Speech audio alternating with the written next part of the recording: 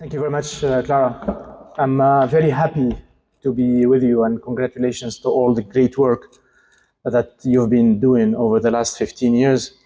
I'm here to say and to show again that I'm a strong believer of this collaboration and enhanced collaboration between North and South Mediterranean countries, Europe, Arab countries, etc. I like also very much the way you did it, the way you do it. Very pragmatic, with a lot of respect, and this is, I think, the only way forward. So thank you for that. Thank you for selecting this topic. It is an important topic, and I strongly believe that we need a new era of collaboration. We need a new era of collaboration, and I will try to explain why we need that from different angles and from different dimensions: historic, values, geopolitics, finance, economy, etc. And all of this is saying the same word. We need a new era of collaboration. I'm also very happy to do this here in Berlin. And frankly speaking, the city is full of vibes. It's full of history. The city of resistance, city of freedom, city that conveyed very strong messages to the world that with freedom we can do a lot.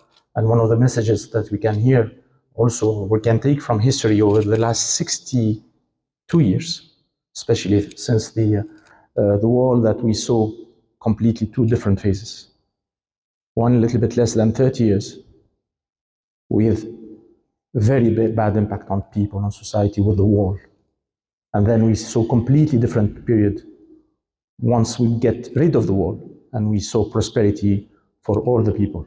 And this is a very strong message. It's not only for Berlin or for Germany or for the Mediterranean, it's for the entire world. And I think by removing these walls, I think we can create a lot of value. And by the way, today, on this year, we are celebrating another anniversary, which is a remarkable speech by President Kennedy, where he spoke about freedom, he spoke about the importance of freedom, and he spoke and he said, "Ich bin ein Berliner." I remember this remarkable speech.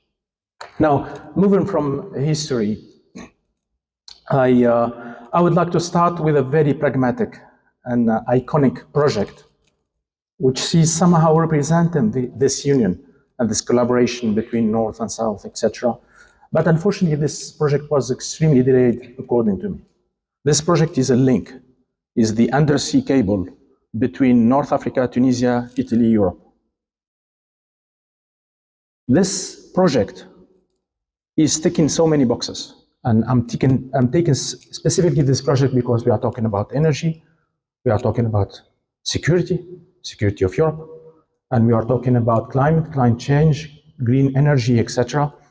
And I can tell you, based on my own experience as former finance minister, I saw that project, we studied it, etc.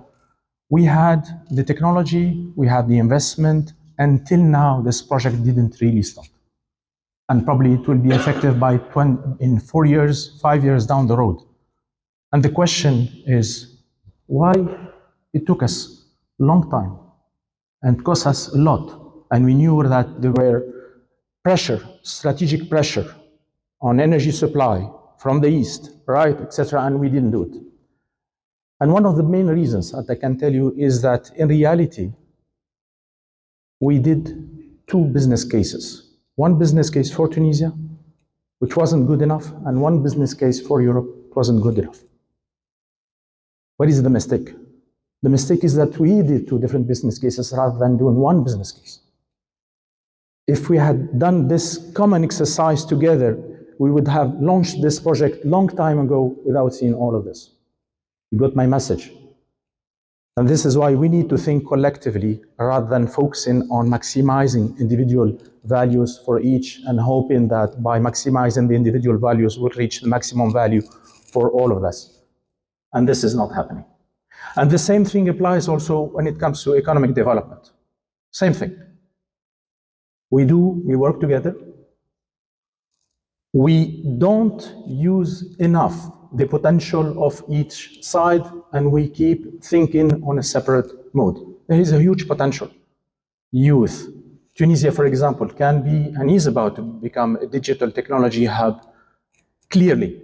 So why don't we change the way we collaborate together rather than seeing the southern part as a low-cost, near-shore activity supplier?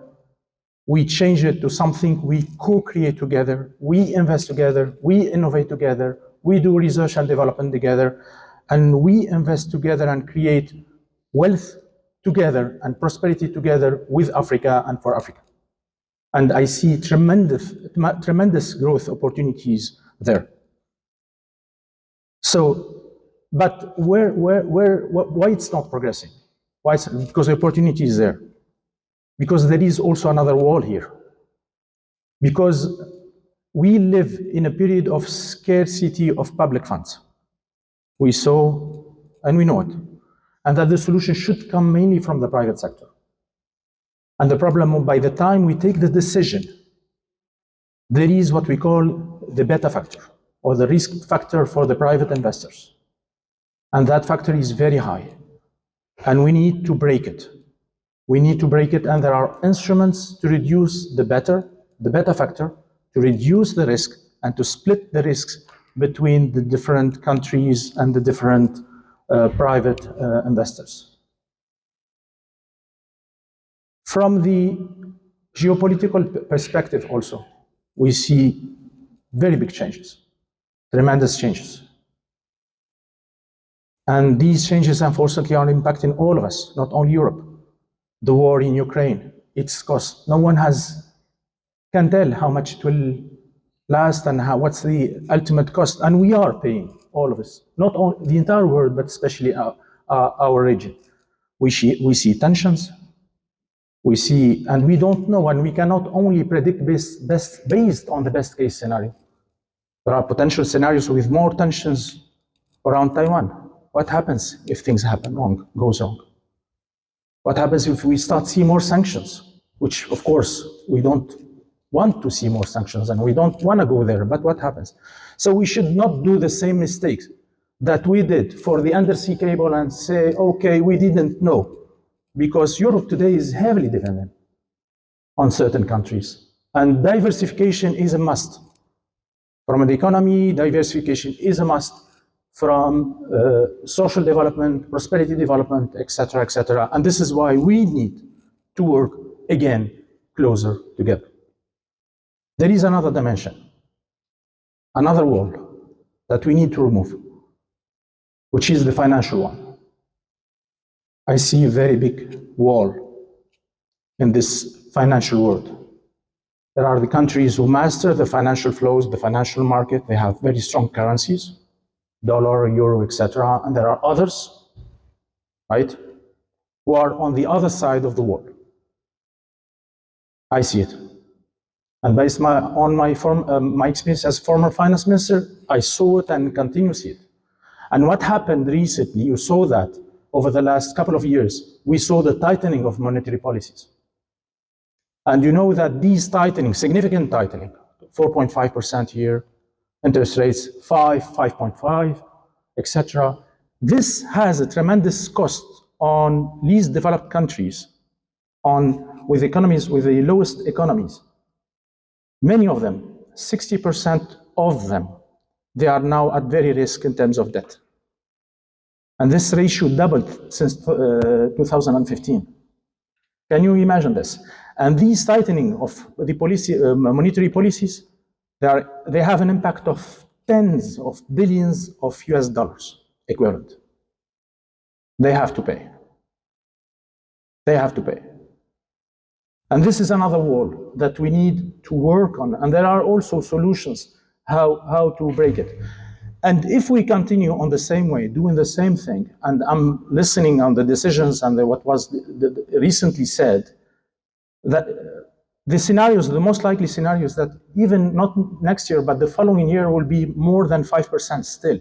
This means from all the impact on these countries will be not in tens of millions of US dollars, but hundreds of billions of US dollars.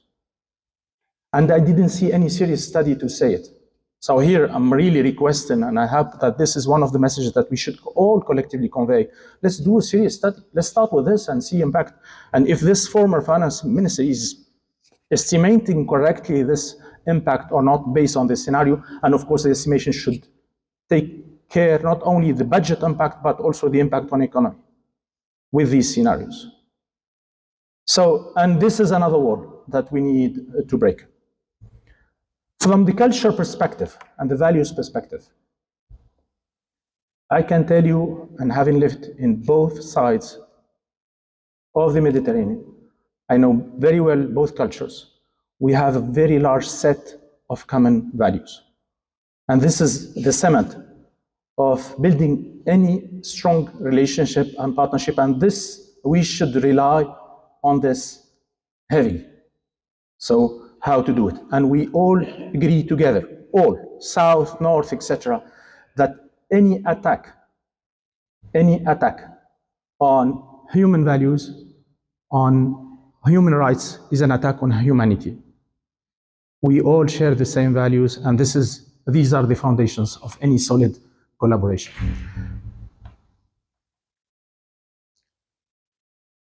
I have a very good friend who lives in Tunisia. 40s, he's in the middle of 40s, taking care of his parents. He has a small piece of land, has some fruits, he's selling fruits, and he has a small boat on the coast in a very nice village. This guy, very gentleman, over the last few years, 3-4 years, he hasn't enough money to survive, but still, over the last few years, he had to spend more money for his food because of inflation. In Tunisia, we had a severe wave heat that damaged his house. He had to spend.